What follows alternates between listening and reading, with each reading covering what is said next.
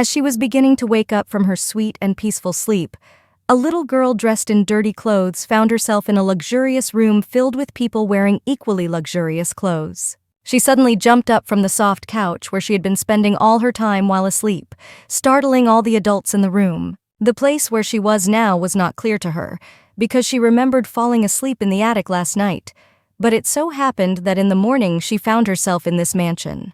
The first thought of her situation as a young child was that she was going to be punished for what she had done. She sat down with her knees pulled up and her ears covered. She was called out by the woman who had recently been standing by her couch, calling her younger daughter. She held out her hand, inviting her to get up and look at the woman she was to call her mother.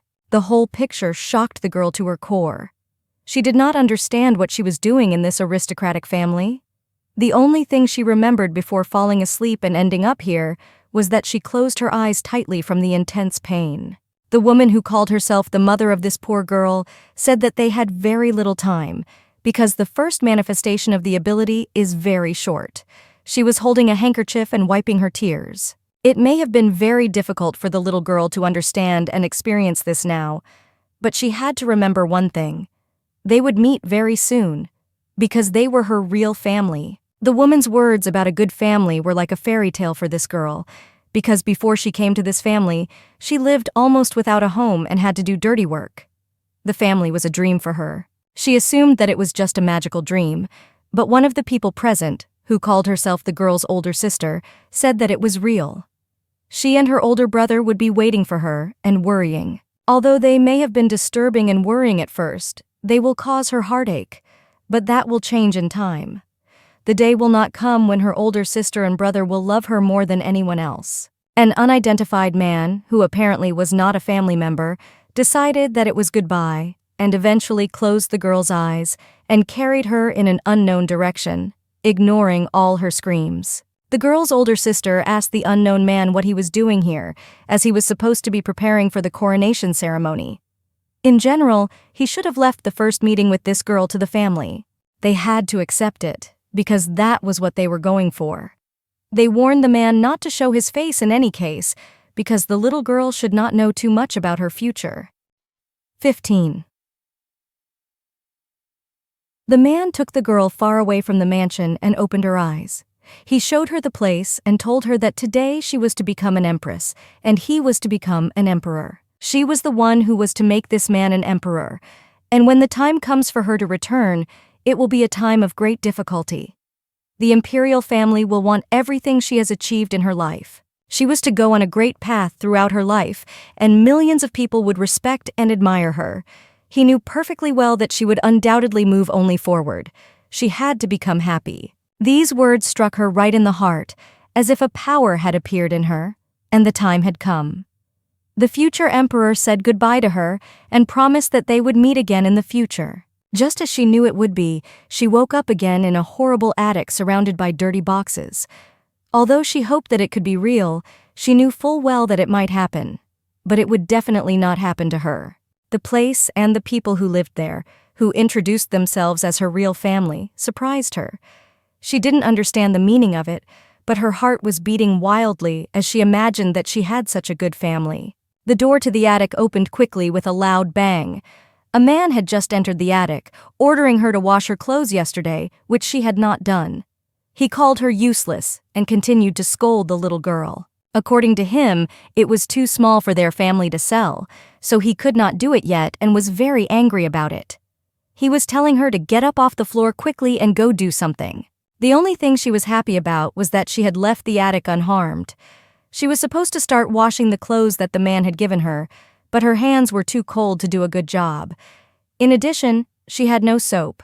No one had soap in the slum, so the clothes remained dirty. Recalling that dream, she recalled how magical it was, and how it was like a real fairy tale that she had wanted to enter since she was a child. She remembered all the faces of the people who had met her and called themselves her family. Almost all of them had black hair and purple eyes, except for one woman who was her mother. 26. But in her family, which she considered her own, everyone had different hair and eye colors. Her parents had brown eyes, which were very common in the empire, and her brothers had blue eyes, which were quite rare. The girl herself had purple eyes, which closely linked her appearance to that of the family in the dream, leading her to believe that she was indeed their relative. Just thinking about it made her heart pound in her chest, but she had to keep her mind on such silly thoughts, because if she didn't finish the laundry on time, she would suffer the consequences. In addition to doing the laundry, she had to clean the house and cook, so she had no time to dream and make foolish assumptions that filled her mind. The girl was approached by an unknown man who did not introduce himself and looked like a bandit. He frightened the girl, and she did not understand what was happening, as she could not even let him pass. The unknown man who looked like a bandit was surprised to see that the girl actually had purple eyes. He promised to tell an interesting story when he got too close to her. He quickly turned away from her and put his hands behind his neck, telling her that her father had recently told him something interesting when he was in an unsettled state. It was the fact that he had long ago taken a sin on his soul and gotten rid of one of the nobility, and he wanted to boast about it, or make his interlocutor feel as if he had no fear. Of course, this was not true, because usually nobles do not go unaccompanied by a knight or someone with a weapon in their hands. Moreover, it was impossible for a clumsy man like the girl's father to kill a grown man, an aristocrat who had been taught to use a sword since childhood. In general, this man did not see the point in the story of the girl's father, because no one had ever left the slums, and aristocrats did not even look at such places and neighborhoods. The lie remained a lie until the man heard something very interesting in the temple that could confirm the truth of all the above words from the girl's father. He took out of his pocket the magic crystal ball that he had stolen a long time ago to sell. It was the most inferior magical object that could now confirm all the man's assumptions. With this ball, he wanted to test whether the little girl had mana, so he put the crystal ball in her hands. Lucifalo's aristocratic family had black hair and purple eyes. The girl fit this description, so it would be a good idea to make sure she had magic. In Lucifalo's family, wizards were born from generation to generation. The girl thought it was a good thing that she was a witch, because if water came out of her hands, she could do the laundry much faster. The man told her to hold the ball tightly and to imagine it very accurately. It was clear that she did not understand what the man wanted her to do, so she did not release the ball from her palms out of fear. By chance, the man realized that she might not even know what magic was, and that was the reason why she was not able to do it. He decided to make it as clear as possible for her and asked her to paint the ball a color she could choose and imagine. She thought about us, because all she could see in her hands was a transparent ball with a slight blue tint. She didn't think about it long, because the image of her parents from her dream came to her mind, and she decided to choose purple. He encouraged her and shouted at her to try her best to imagine the color. Thoughts of a beautiful and loving family made her heart flutter, and this flutter passed on to the crystal ball. Already despairing, the unknown man began to think that it was just a fiction to make himself look better in the eyes of others, and the reason for his lack of clarity of mind. Suddenly, the ball in the girl's palms glowed so brightly that it outshone the sun. She did not expect the color to be as magical as she had planned. The man himself was beside himself with happiness, claiming that such a chance comes only once in a lifetime. This moment was to become a turning point and completely change his life, as well as the life of the little girl. Not only was the man surprised, but the girl was also surprised that her wish had been transferred to the balloon so easily. She thought that the unknown man was also excited because he liked the new color of the balloon. He could not control himself and his actions because of his joy, so he ran and jumped into the small lake, continuing to call the girl his savior. He promised to return very soon and left the girl with an instruction to wash her hair thoroughly before he came back, because her hair had been very dirty for days. He promised to find her real family in exchange for her keeping quiet about their little discovery in her home and not asking any questions. When she returned to her house, the girl's father told her to go back to the attic and spend the rest of her time there until it needed cleaning. She obediently went back and lay down on the floor, thinking that she had not eaten anything since yesterday. Going out to her father would be a terrible thing to do because he would be very angry, so she decided to stay in. When the dining room was quiet, she decided to go out quickly and clean the table before returning to the attic. As she was holding the dishes, she was frightened by the man they met this afternoon. One of the plates she was holding flew to the floor and broke loudly. Because of this broken plate, she didn't know what her father would do, but she knew for sure that it would end in something terrible. The man was still standing in the half-open window, trying to draw the girl's attention to him, but she was still worried about the consequences of her reckless behavior. He told her to stop crying and go outside. He had some news to tell her that had kept him away for half the day. When the girl left his house, he began to tell how the guards did not believe his story that he had found a member of their family, and he was detained on suspicion of deceiving a nobleman. The girl let all these words pass by her ears, because she could not concentrate on the interesting story of the unknown man about the help for this girl, which she did not even ask for. He reported that his raid was not a failure, as he found the girl's real family, who had black hair and purple eyes, just like her. After calming down a bit, the girl began to draw with a stick on the road. The man did not understand her drawings at first, because he took them for hieroglyphics, but then he realized that she was trying to depict a family, but he made a slight mistake in naming the family that the girl has now. After 3 more explanations, she was finally able to explain to him what they were going to do. Even the man himself did not know about it until he was released from prison today. In her drawings, she depicted a duchess who had the same brown hair and brown eyes as the man the girl had previously pointed to. The other 3 family members, namely the father, brother, and sister, had the same black hair and purple eyes as the girl, as she had pointed out earlier. The fact that she told the truth meant that her dream was not a random dream, and perhaps through her magic she was able to contact her real family. Her heart started pounding furiously in her chest again. She kept thinking about the broken plate that was left uncleaned on the floor. In this case, the man told the little girl to go look for her real family together. All that was unknown were his plans, but escaping from this house was another dream for the girl. It turned out that they were now considered allies. The man promised that the girl's life would change completely now that he had this little piece of luck by his side. It was the first time in her rather short and horrible life that she had ever come to the capital of the kingdom, Davemont. She couldn't stop looking at the beautiful buildings, but her husband told her not to be so distracted and to follow him. Compared to the slums, these buildings were like a whole new world. She couldn't get enough of this magical atmosphere. After examining the little girl from head to toe, the stranger could not leave her like that, so he suggested that she go to a place where she could be quickly cleaned up. This place was a little strange, but better than home. The woman washed the little girl's dirty hair well, leaving not a drop of dirt on her body. After all the procedures that made the girl cleaner, the little girl simply blossomed before his eyes. Now the man understood why she was not allowed to wash. From the first glance at her, it was obvious that she was from an aristocratic family, so no one could sell her to the rich. But if her parents had spent more time raising her, she would have been able to live a normal life as soon as she left the slums. They left the nice woman and thanked her for this magical improvement in the girl's appearance.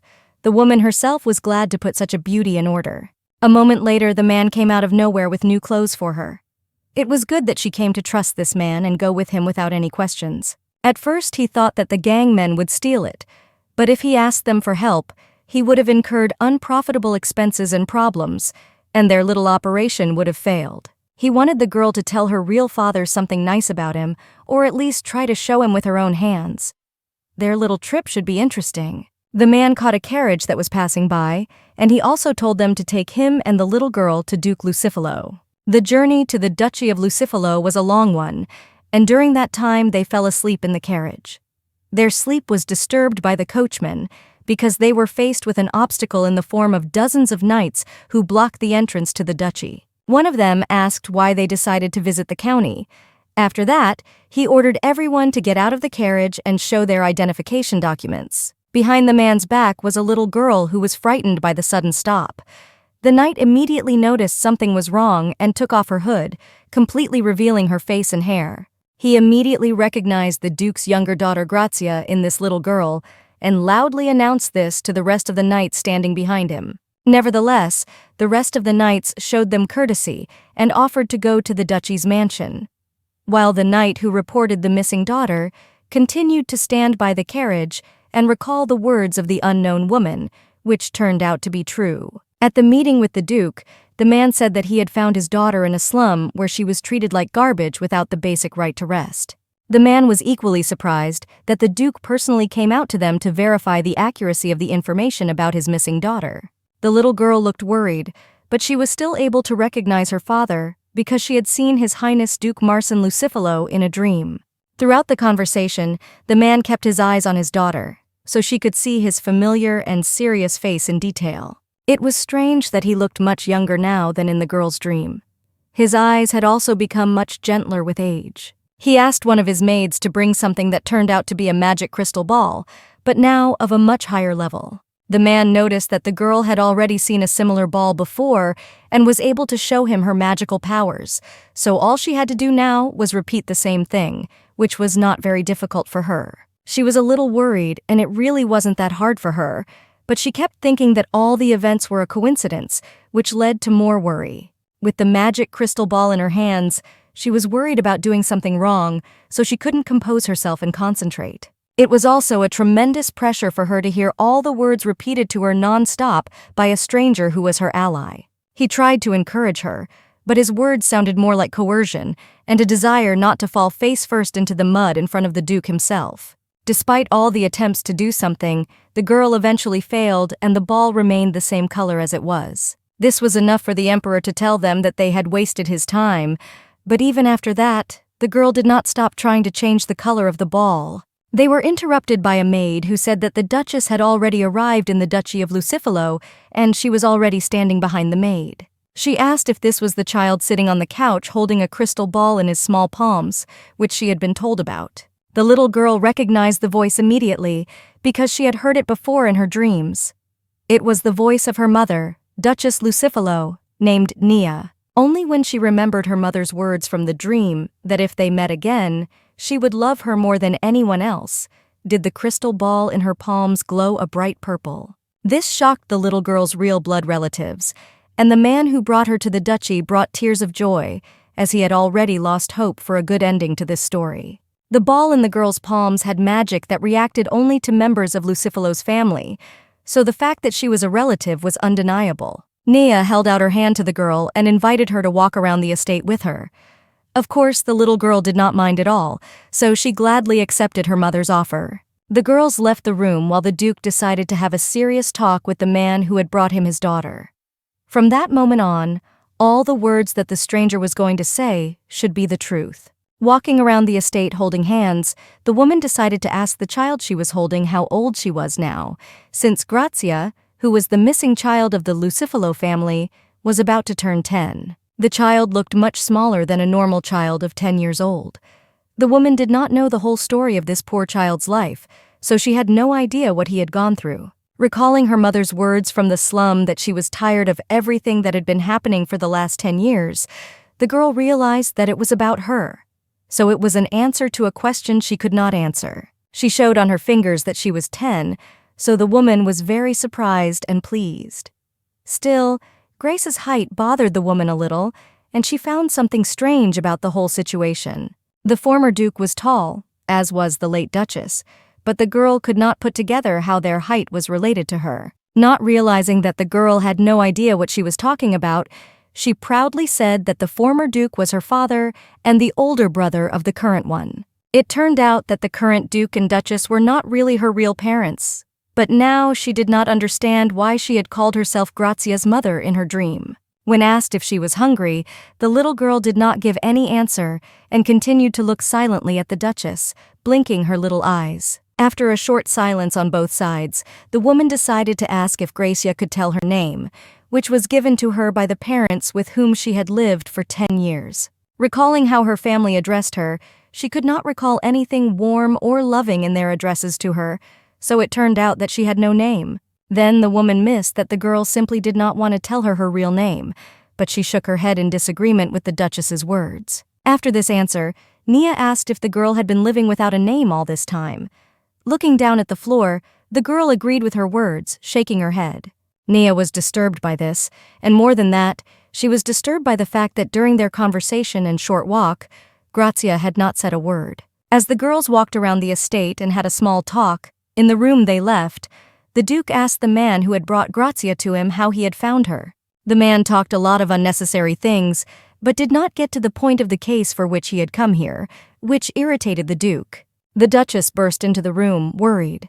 She wondered why the girl hadn't said anything yet, and she hoped that she was just too shy. The man could not find the words to describe the conditions in which she was kept before she fell into the hands of the ducal family. The woman asked him to tell her the truth about what happened to the girl, and then the man said that she used to talk, but at some point in her life she abruptly stopped. The place where she lived all this time and the behavior of her parents had a great impact on her. Perhaps because of this unpleasant experience, she really lost the gift of speech. During a serious conversation, the girl was put in a separate room and made to wait. She was curious about what the adults were talking about and what would happen to her life now. Lucifalo's butler entered the room and introduced himself as Gelatin. He frightened the girl, as she did not expect anyone to visit her while the conversations continued in the next room. He placed a cup of tea and sugar in a small plate in front of the girl as she watched in silence, her face surprised. She was not used to this kind of rest. The little girl seemed a little frightened to the butler, but he wanted her to relax a little while she was within the confines of this mansion. The man claimed that everything would be different in this place, that she would finally be able to forget about her horrific past and move on, because from now on, no one would even dare to touch her. He admitted that he recognized Gracia from the very beginning, as he remembered her from the time she was a baby, and 10 years had passed since then. The girl must have been too young to understand everything, but the butler was going to be frank with her, not hiding anything. He said that a week ago, an unknown woman wearing a mask came to the mansion. She did not introduce herself and did not say a word when the knights asked her for documents and the purpose of her visit. She handed them a small bag. Although she looked suspicious, she did not appear to be a threat, or rather, her energy did not. The knights did not hesitate to take the small sack from her to check its contents. Any trace of the woman quickly disappeared when the knights were distracted by the contents of the sack. There was a letter in this place informing that in exactly 1 week, a man would appear on the doorstep of this estate with a small child, who would be Gracia. Also in this mouse was a pendant that belonged to the past head of the Lucifalo family. It was a little strange and creepy, not knowing where this woman got the pendant from. Now the butler understood why he had stayed in this house. After the death of the previous duke and the loss of his daughter, he could not have thought that she would return alive. Gelatin clearly remembered the day of the duke's death, as the entire duchy was looking for him. He was eventually found, but it was too late. That night, when the duke and his newly born daughter went out for a walk, none of them returned to the estate. It was not easy for the butler and the rest of the servants to suffer 2 losses at once. He had already said a lot, and for a young girl like Grazia, it might have been hard to take, so he hurried to end with these words. He was glad that she had finally returned, but that was all that mattered. Now he had to prepare some light snacks for the girl so that she could finally enjoy all the delights of life in the ducal household. She was greeted by a table full of sweets prepared for her by a maid named Rosa. The woman did not know what the girl would like, so she brought her a little bit of everything. Their confectioners were very famous in the empire, so Rosa could be responsible for the taste of each dessert. The appearance of the sweets already looked magical, and the eyes could be saturated with them without taste.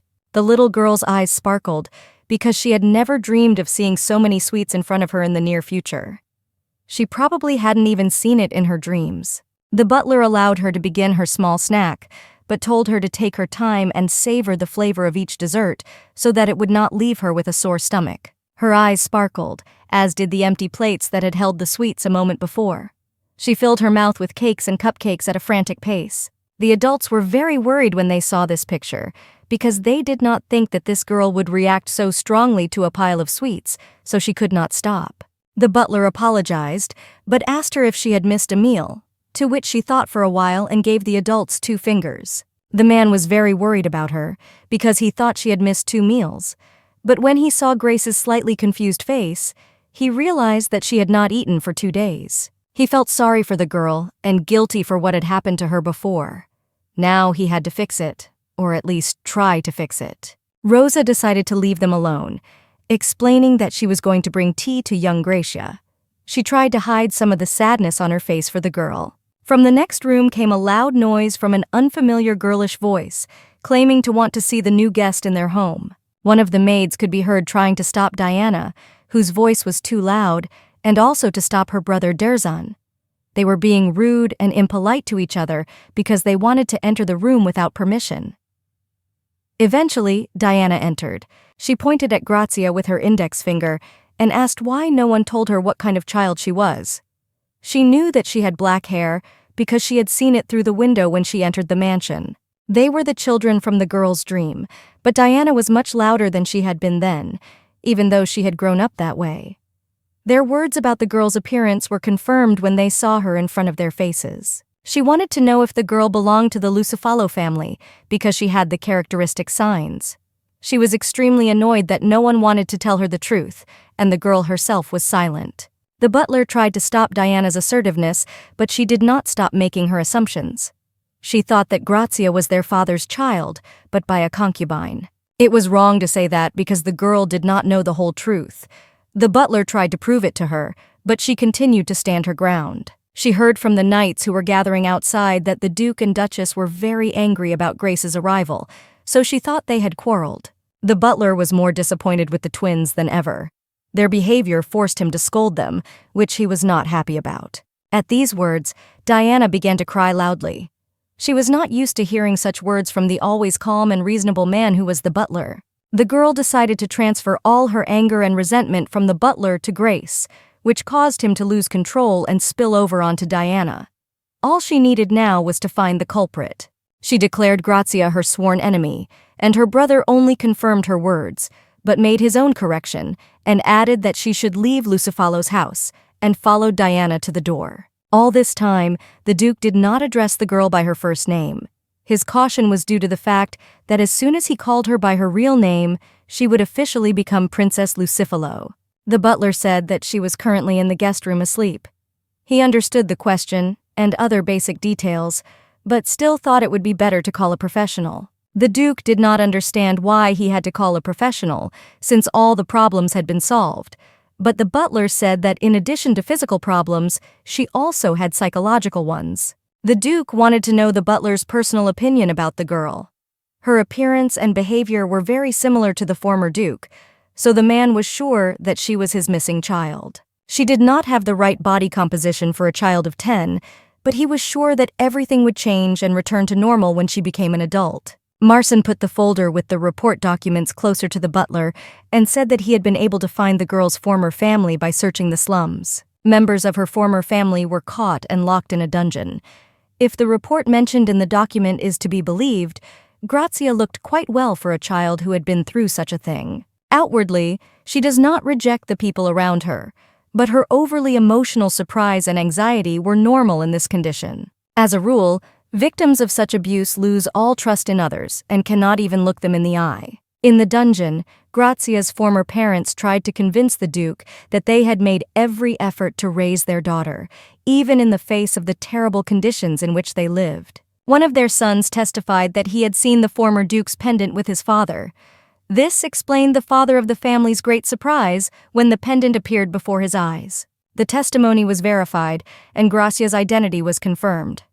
Everything fit, except the mystery of the woman who brought the pendant. The butler suggested that they visit the church. Perhaps they knew the name of this unknown woman who actually saved Grazia. The man told the Duke that he would like to get help from another butler. Marcin could not let him go, although he supported the desire to be close to Grazia. The butler was to inform the Duke if the girl needed anything, and he would go to the temple to find the unknown. It had been 10 years since he had started searching for his brother's killer, and his niece, whom he thought was dead, was in the house of real tyrants. So when asked by the butler, he could not answer that he was fine. Waking up in a warm bed, the girl did not even notice how she had fallen asleep last night. Her body felt very comfortable in this large bed, but she could not stay in it for long. Recalling the events of last night, when Diana had declared Grazia her greatest enemy, the girl felt her full anger until now. The dream warned the girl to wait a little longer, because the day would come when her sister and brother would eventually love her more than anyone else. She was used to waiting, so it was not the first time for her. So she resigned herself to her fate and promised herself to wait for it. The young girl was called out by the butler, who quietly entered the room where she had already woken up, and thus frightened her a little. The man could not see that the girl was very pleased with the blanket because she was holding onto it tightly. Of course, the girl liked the blanket because she had spent all of her past life on the cold floor. He finally ordered the maids to enter the room in which Gracia was now, including Rosa. with whom the girl was already familiar. First, the maids were going to teach a little girl who had recently arrived at the house how to wash her face. To begin with, she had to dip her palms into a small city pool of water, which, to her surprise, was warm. In addition, roses added an even greater effect. Now she had to use a soap she had never held before. It was in the lovely shape of a flower, and the woman allowed it to lather. The girl did not understand how the soap could be so beautiful and fragrant, since she had only ever used something that was black and smelled bad. This left the nice clothes, which were also washed with cold water from the river, dirty and still smelling unpleasant. Here, too, the girl was unable to find proportion, just as with the sweets, so she was soapy until she was stopped by Rosa's words that she could stop now. The woman was pleased that the girl had responded well to the fact that she now had to be clean, according to the Luciferian lineage. It was just the beginning, so they shouldn't have been so excited to learn even more about their new happy life. After all the morning procedures, the girl was already waiting for the butler, who gave her a small gift in the form of sheets and colored crayons. Now, whenever she wants to say or ask for something, she can simply draw it and give it to her husband, which would greatly improve her communication with the rest of the people in the estate. In addition, the man asked Grazia how her first lesson in aristocratic etiquette with Rosa went. There was so much information that the girl had to memorize, even though she was not used to performing such actions. The man missed that she liked it and had a good time. He also said that after a while the girl was to go to the temple with Mrs. Naya. The girl had heard a lot about the church from strangers she had passed in the past. She had heard about it, but had never been there. The temple turned out to be a beautiful and bright building, where Grace thought an angel would descend at any moment, so the girl still could not believe that they were going to go there. The butler promised that the girl would learn a lot of information during the trip to the temple, so she had to be patient and wait for it. While she listened to the man, she decided to use her new crayons to draw the Duchess. He said that Grace had problems with malnutrition and stunting, but in general she had a healthy body, which the woman should have seen in the report. But despite all this, the man was more concerned about the moral state of Grace than the physical one. The fact is that as long as the girl felt in danger, it was unknown when the so-called trigger would appear. It could be, for example, that she will again be under pressure from someone or something more, and this pressure will develop into something else, and her reaction, that is, a trigger, to these events can be anything. The reactions of people who had something to lose and those who had nothing to lose were very different. So now Gracia's new family had to create the best possible conditions so that the girl would not even think about being punished again. The woman had to show her that she was now safe and loved, so that the girl would not think that she could be left alone. Nia did not know if she would be able to cope with this hard work, because besides Gracia, she had 2 other restless children. The fact that the little girl had a mental wound would be especially difficult. Grazia could not stay in the same outfit all her life, so Nia prepared for her the clothes that Diana used to wear. The girl had never seen or worn such clothes before. Looking at herself in the mirror, she felt uncomfortable with how good she looked now. The Duke was busy today, so Nia said that she and Grace would visit the White Magnificent Temple. The woman was trying to teach the child the rules of etiquette, so she asked him to give her one hand and put the other on the skirt of her dress and hold it, just like she did. Already in the carriage, the girl sat down next to the Duchess, still a little shy, holding her little palms on her knees. The woman said she had to tell little Gracia something during the trip, and she wanted to start with the goal itself. As she listened attentively, Grace began to understand that in this temple they were to confirm her direct relationship to the imperial family or to the family of Lucifalo. The reason is that the imperial family of Davemont and the Lucifalo family have divine powers. In ancient times, Davemont, where Grace and the rest of the heroes are now, was an empire, and in the past it was a kingdom. Nason Devante was the king of Davemont at the time. There was also an archmage, Miar Lucifalo, who changed the entire system of magic.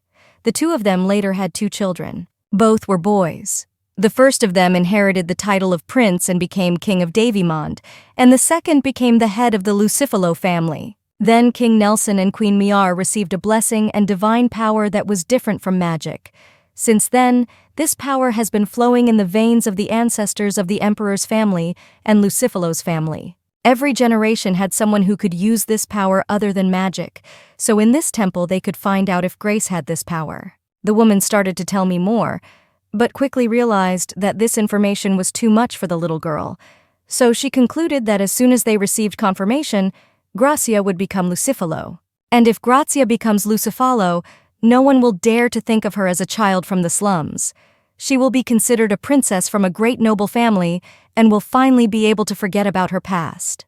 She could not believe that she would soon become an aristocrat. Before, she could not even find the courage to look up at the aristocrats, but now she would be standing among them. Two men burst into the carriage, shouting that they were against it, and they frightened the Duchess and the little girl, who clutched her shoulder in fright. It turned out to be two twins who did not want Grace to join their family.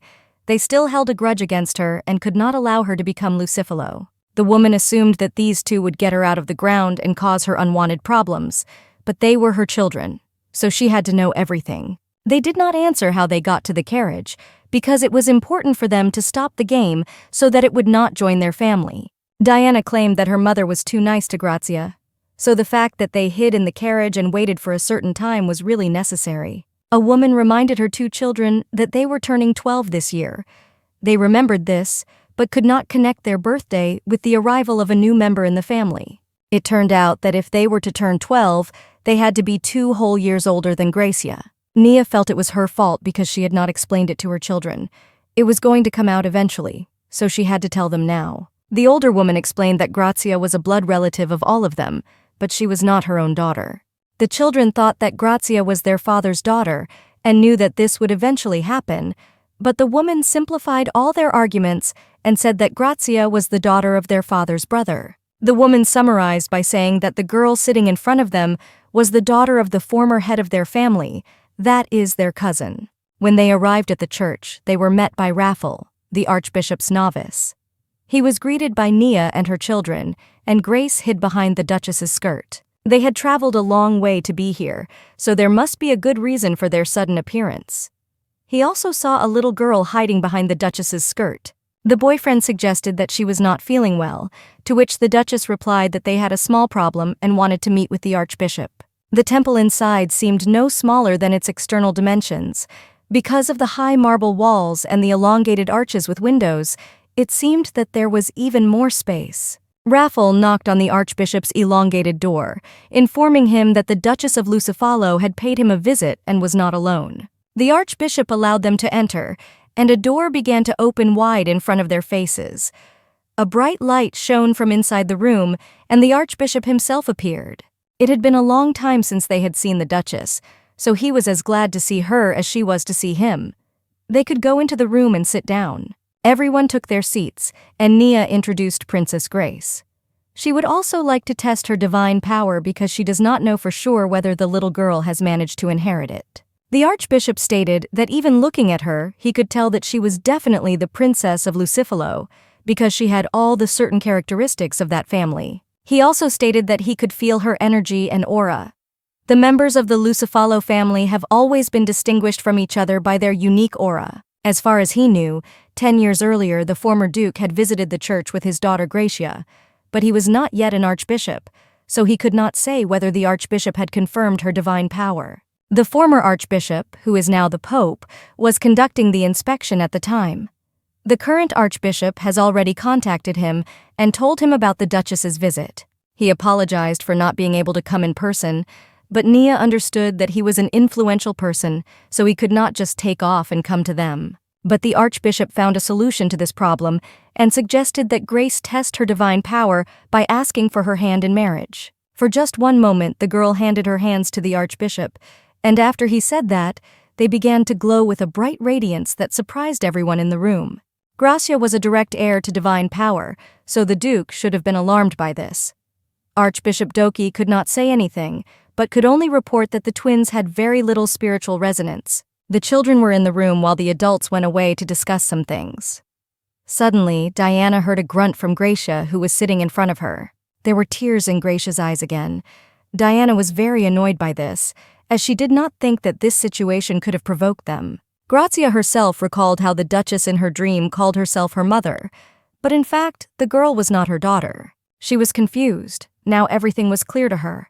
Her words were a lie, so she thought she would be alone, and now she was scared. If the imperial family found out that Grazia had the ability to use divine power, they would most likely arrange a test for her, and this was a great concern of the Duchess. The Duchess was so deep in thought that she completely forgot that she was not alone in the carriage, and her younger daughter missed that her mother was ill based on her sad appearance. She wondered if the former Duke knew about Grace's powers, and if he did, it might have something to do with his death. The woman thought and commented on Grazia's slightly agitated and tired state. The girl raised her head and looked at her. Suddenly, a sword flew through the carriage window, breaking the glass and sticking in the floor. Fortunately, the sword did not hurt anyone. Everyone was frightened and clung to each other. The knights reported that it was an attack, and some of them had to call for help and report the attack to the Duke. It was an attack that no one had even guessed about. The woman took her children to the floor of the carriage, hiding them from danger. But Grazia sat there, unable to move from fright. She did not hear anything the woman said, because she seemed to have been transported back to a time in her past when she was abused. The duchesses were able to literally pull the girl out of her memories and move her closer to her children on the floor, to a safer place. She tried to reassure the children as well as herself, while thinking about what she could accept so that Grazia could overcome her fear, no matter how difficult it was for her. A knight entered the carriage and told them that they had to leave quickly for their own safety. He tried to remain calm, but still looked worried. There was a reason for his concern, for through the window behind the Duchess's back, he could see a strange object flying toward the carriage. Nothing remained of the carriage after the collision with this object. It was burning with bright flames while the knights were looking at it. Luckily, the woman had time to react and save her children, and another second and they would not have been there. Today, fate was on her side. The knights were attacked by thieves in gray robes and masks. One of them ordered Nia to run to the safest place and not let the children see it. The woman ordered the twins to hold hands and not to forget about Grazia, and to run as far away from this place as possible without looking back. Diana started shouting that they could not leave their mother alone, because they had magic that they could use to help her. Since the woman could not use magic herself, they are now obliged to protect her, as she protected them in the carriage. Turning to Grazia, the woman wished they had a little more time to tell her everything she knew, but events ruined everything. There was an explosion of energy behind her, but she was able to protect the children from it, except for Grace, who was too far away. There was a thief who was dressed like the others, but he had a distinction that indicated that he was a magician, and that he had performed the 2 explosions of magic. Grazia had to run away to save herself at least, not looking back. They continued to be approached by the unknown magician who had come for the little girl. The woman was confronted by twins, who said that they would not allow this sorcerer to hurt their mother, so they would protect her at all costs. The woman realized that the magic of these 2 was not enough to create a powerful shield that could protect them all. She also ordered her to run away as far as possible, but they disobeyed. They could not leave their mother alone. The sorcerer prioritized himself, deciding to get rid of the Duchess and her children first, and only then move on to the girl. The children stood in front of their mother and combined their magical powers to create a shield. This would definitely not be enough to neutralize the threat of such an experienced sorcerer with strong magic. Almost at the point of working her magic, Grace joined them, and her magic shone brightly in front of everyone present. Unexpectedly, the girl turned into a grown-up girl who defended herself against the twins and Duchess Nea. She started to move towards her family, but suddenly woke up. She had been lying on a comfortable couch the whole time, and was woken up by Diana, who told her that she had written her what she had to say tomorrow.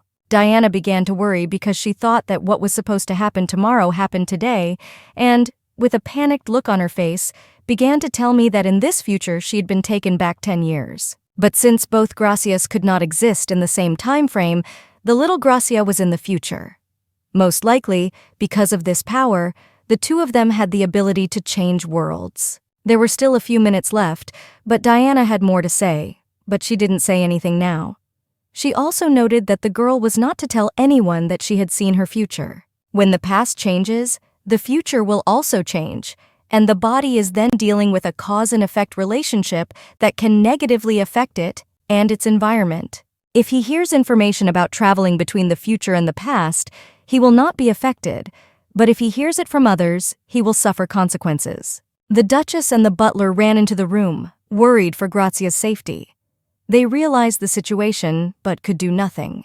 The woman had wanted to tell her so much when she was 10 years old, but now she was sorry that they didn't know how Gracia had felt before, for which she wanted to apologize to her for so long. She didn't know little Gracia very well, and was still an inexperienced mother herself, but she loved her all the same. Now she could proudly say the full name of the girl she used to address as Tia, and the woman was her mother, who loved her younger daughter very much. Meanwhile, Grace, who was in the past, stood up to defend her family against the magician who was about to kill them.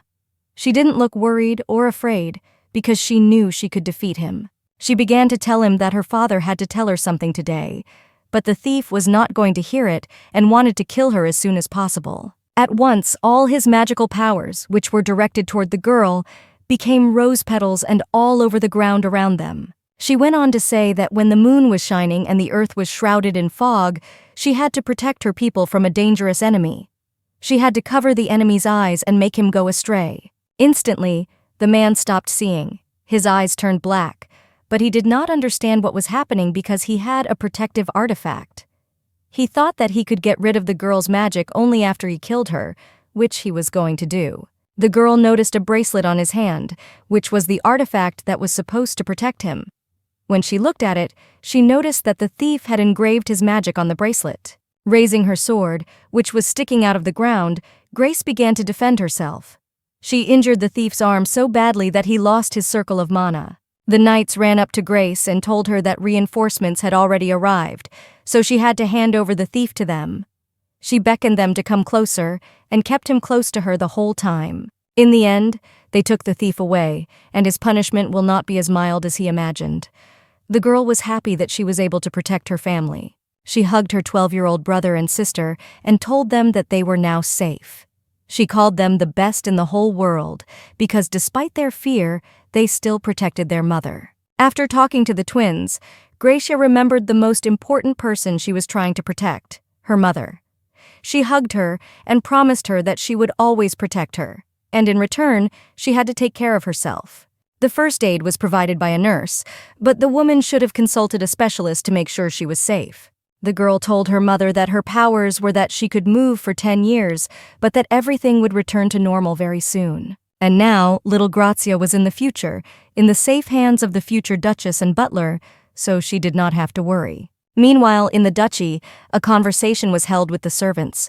They could not attack because the archbishop had told some people about Grace's divine power. The problem was that the words had somehow gone beyond the temple, but also, how quickly were these people able to prepare for the attack? There were not only specialists, but there were also specialists who followed every rumor. It is estimated that they knew about the future situation of the Duchess and the children a few days in advance. Perhaps they even learned about it 10 years later, which was most likely. The current Duke recalled that his brother had taken Grace to the temple 10 years ago, and that it was obvious that her divine powers had been confirmed there, which led to the potential culprit. One of the people sitting at the table said that the perpetrator primarily wanted to lure those in power to his side and gain power. It could have been someone who knew about the affairs of the former Duke, someone who could have planned the attack in advance, someone who could have bribed the Archbishop, who is now the Pope, and obtained all the information about Grazia, and most likely it was one of the princes. The Duke understood what to start from, and said that first, the commander of the Knights and Galladon had to check for spies among all the people who were close to Lucifalo's family. It was dangerous to make accusations without any evidence, so the Duke had to choose the most dangerous suspects and keep an eye on them. During the interrogation of those who attacked the Duke's family members, the servants learned nothing, because none of them even said a word about their employer. The man also stated that given the level and skills of these sorcerers, the likelihood that all interrogations would be futile is very high. The man from the slums, who had been Gracia's father for a long time, also did not say anything detailed. He said he saw the corpse of an aristocrat and a child. He could not leave the child to die, so he took her to his home and abused her. At present, the imperial family has 3 princesses and 6 princes, so the struggle for power is fierce, as one of the servants also reported. The Duke said that he was worried about the child. Although she was 20 years old, the fact that she did not hesitate to harm the enemy implied that she had participated in battles numerous times. All this time he had hoped that his elder brother's child would live in peace, but now he realized that a great obstacle stood in his way of the future. The butler worked with Gracia to help her speak again. He told her that it was important to use not only her vocal cords, but also to squeeze her lips and move her tongue properly. Eventually, following all the rules the butler had just dictated to her, she was able to utter her first word in such a long time. That was enough practice for today, so the man closed his textbook and realized that he also had something important to tell Grazia, namely the story of Lucifalo and the imperial family. He began with the fact that the former duke, that is, Grazia's father, being a descendant of the Archimagus, had powerful magical abilities, and at the age of 30 he became the youngest leader of the Knights Templar Empire. Although it was a secret, Duke Marcel did not like to put much effort into work, so since he was unable to get into politics or start a business, he decided to spend the rest of his life with his family. It is not because Lucifalo is different from other aristocratic families. They have the same blood in their veins as the imperial family, but they also have divine powers, so they cannot have such power. This was due to the fact that the princes had begun their hunt, and the girl's guess was correct, so the butler praised her for it. In addition, Lucifalo was on the side of the imperial family, even if all the aristocrats of the empire were against this decision. But Lucifalo always supports the imperial family. Listening attentively to the butler's story, the girl wondered whether Lucifalo's family would support the emperor or the princes. The man remarked that it was a good question. The princes were members of the imperial family, so they needed some support. But the emperor always had the last word. So if the issue is resolved without the emperor's participation, then 261. Suddenly, a sword flew through the carriage window, breaking the glass on its way and sticking in the floor. Fortunately, the sword did not hurt anyone. Everyone was frightened and clung to each other. Lucifalo also has the right to refuse to support any of the parties. Because of this, Lucifalo is not interfering in the fight between the princes. Rosa entered the room and apologized for interrupting this interesting conversation, but had to report that the direct descendants of Lucifalo were about to bring His Highness the Emperor to the palace. The Duke sat Grazia down in front of him and began to ask her questions about how she should act in order not to change her future. She was not to talk about him because it would have a price in the future. In the past, all those who had divine powers paid the price of their own bodies, and those who used these powers the most lost their voice or even their arm. Of course, for excessive use of powers, wizards could not pay with their lives, even if one of them wanted to stop their world for, say, one day, but it was still not a big punishment considering the power that belonged to the girl. For such a small price, the girl would still save someone who was insanely dear to her, so she eventually left her hand in the past. But still, the sorcerers had one privilege, which was related to the fact that the imperial family could not do anything with their powers. Even if the girl could go to the present and tell everything in 10 years, the princess's interest in her would quickly disappear. The rest of their time was to be spent preparing for the meeting with the emperor. It would be good to have all the family members together, because then Grace would look less dangerous in their eyes. The little girl's clothes for the meeting with the emperor looked perfect. The cute hat and cape turned her into a real doll, which looked very pretty. When the girl noticed the Duchess enter the room, she quickly ran up to her and asked if she looked like her older sister Diana. The woman said that Gracia looked like her sister even without nice clothes, because she had similar hair color and the same eye color, which the girl herself noticed. In the imperial palace, Grazia could see not only his high separator, but also other nobles such as the empress, the queen, princes, and princesses. But if the girl was completely frightened in front of strangers, she could always hide behind the Duchess's back. After seeing Gracia, Diana said that she still hated her. The fact that she had appeared so suddenly in the house should not have meant that everyone had to love her so suddenly. The Duchess raised her voice at her, explaining her evil behavior by saying that she would not allow bad words to be spoken against Grazia, as the girl did not deserve it.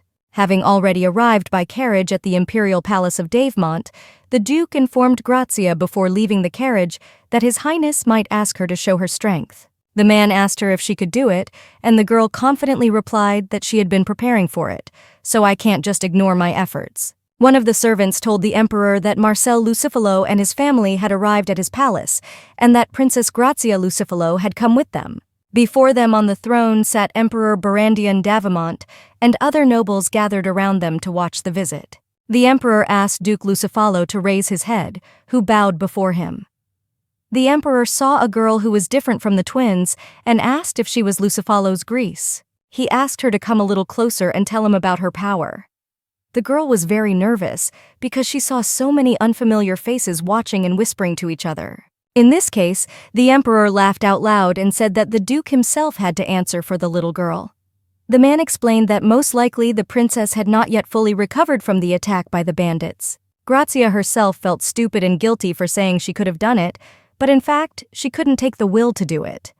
It would probably have been better if an adult Grazia from the future had been there. She wanted to be strong so that she could protect the Duchess, the Duke, and her sister and brother on her own, so she didn't think twice about using her power to transform into herself from the future. A moment later, Gracia Lucifala appeared before the emperor, who was finally able to introduce herself. She added to her small biography that she was the youngest knight and sorceress in the empire. Meanwhile, little Grace found herself back in the future. She found herself playing chess with the emperor, who wanted to teach her how to play this interesting game. The emperor burst out laughing again when he saw in the little girl the strength that could carry him for 10 years. The whispers continued in the hall, but Grace did not pay attention to them. If the girl was a knight sorceress, she was most likely under the command of the emperor. To see the future of such a dedicated and wealthy person was truly a divine power that brought everyone in the room, even her family, to tears. The emperor had no choice, since the young Princess Grace had run away from him out of shame, so he had to ask at least for Grace from the future. When asked what her power was, the girl explained that she had the ability to change places with herself in 10 years. The main reason for using this ability is to protect her family, which she was to use at the appropriate time. There was always a price for any divine power, so the emperor wanted to know the price of Grace's power, to which she replied that she had none. However, she still had something. Until something from the future is revealed, if she goes back to the past and talks about her future, that past will definitely be distorted, at the cost of this girl's pain. If she feels physical pain even for small things, it is not known what will happen otherwise, because she did not know all the details. She told me that in the future she was to become a knight sorceress. It was indeed a revelation of the future, but if it is an unchangeable part of the future, then it is within the limits of the norm. For the emperor, this was good news and not a problem, so he accepted this answer from Princess Grace Lucifalo, despite the opinions of others. There was one more thing that Grazia from the future wanted to say, and that was that sooner or later she would beat His Highness at chess and would advise him to make sure he had a backup plan. In a parallel universe, 10 years later, little Grace continued to learn to play chess with the emperor. He asked her if she knew the most important thing about chess, and she shook her head. The man said that the most important thing in chess was manners. The emperor, who is at the top of the empire and defeats all rumors and slander, certainly appreciated manners. That is why the emperor played only with those whom he respected. But surprisingly, Grazia was an exception, because he not only respected her, but was infinitely grateful to her. The girl missed that in the future she did something that really impressed the emperor and earned his respect. Another equally important factor was the calculation of moves and the endless struggle against them. In chess, as in life, the one who sees much more wins. A man handed a girl a queen piece that is different from the others. It can move in all directions, so it is the strongest piece on the board. It should be treated with care, but it was extremely important. So he asked the girl to become the same strong piece so that it could move in any direction. Of course, now she knew that she had nothing but her family, but sooner or later she would have a goal that would occupy her life. He wanted to help her, but he couldn't do it now, because then she would lose interest. The emperor said that the little child might one day become his friend, with whom she could play chess. The Duchess immediately missed that if they were to play chess, their relationship was much closer than that of a servant and an emperor. After receiving this information, the emperor's mood improved considerably, and he burst out laughing. He said that they were to meet later in person and discuss it in more detail. She had something to tell the Duke about the future. She told him that he would need Lucifalo's power one day, and when that happened, she hoped he would take her side. The elder brother and former Duke was a very kind man, so it must be that he would have supported his daughter in any of her decisions, so now the Duke was to be her replacement. He definitely agreed to do this, because it was his younger daughter's wish, which he must fulfill. The first prince, Bloshin Davemund, was visited by his mother, named Rasha, who asked him what he thought of the power holder, since white was not such a bad color. The prince still didn't understand what his mother had asked him to say, but the woman replied that he had never understood what she had told him.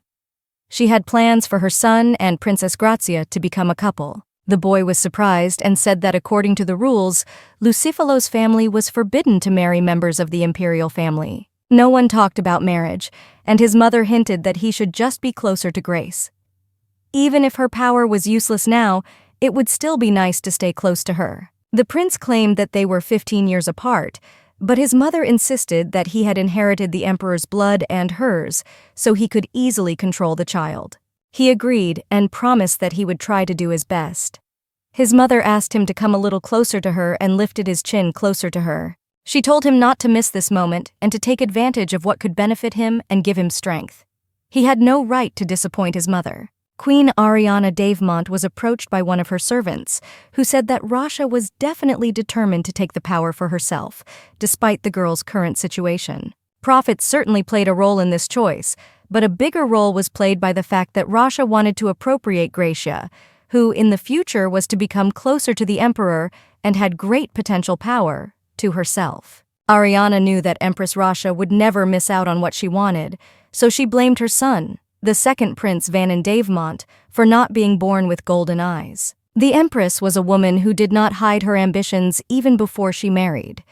The Queen had something that she missed out on, which was the place of the first prince. Her daughter, Erin Davemont, who was the third princess, argued that even if her brother was not born with golden eyes, they had many other possibilities. If Empress Rasha is defeated, the first prince's position will also change, so this could play into their hands. The Queen noted that the Empress was not an ordinary lucky woman. She was a real gambler who never gave them a chance to win. If there was no loophole for them to seize upon, it would be sufficient to induce her to make a loophole and beat it with divine power. And if the Empress was aiming for grace, it was better to get rid of this problem. Although some people talk about it, it was not important to the Empress. Recently, Lucifalo's family was attacked, which meant that they significantly increased their security around the duchy. Then her daughter came up with another plan. If they could not get rid of her, they had to make sure that Empress Rasha could not use her. Ariana meant that they could make this girl an enemy to the Empress with the help of Empress Meishu. Although Empress Meishu gave birth to a prince, she was not interested in power. And the fact that she was also Empress because she was from the Grantis family also made her one of the figures that could not be ignored in the struggle for the throne. There are many ways to come up with a solution for this situation, since the girl was still young and could take her time. This sounded good to the Queen, but her son was still useless to her. She declared, looking him straight in the face, that if he had not been born a prince, she would have kicked him out of the house long ago. Gracia had her own personal maid named Tasha, and she called the girl because they had recently agreed to go for a walk together, but she disappeared.